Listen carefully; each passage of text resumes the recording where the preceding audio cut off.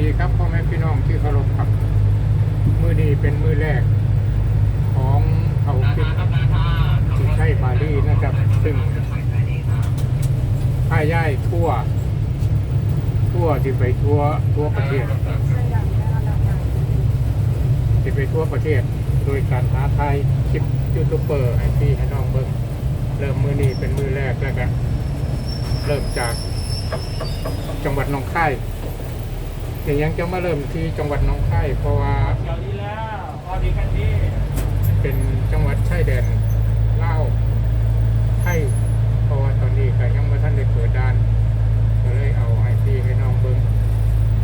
ช่วงนี้รถไฟกำลังออกจากสถานีหนองคาย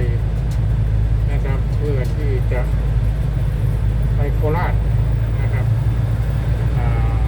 คนขับรถไฟก็ใจดีนะครับอนุญาตให้ถ่ายคลิปเดี๋ยวให้พี่น้องดูสักนิดหนึ่งนะครับนี่ครับโอ้ครับ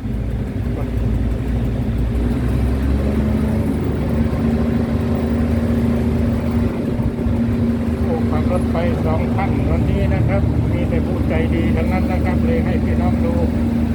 นะครับนี่นะครับขับรถไฟนะครับ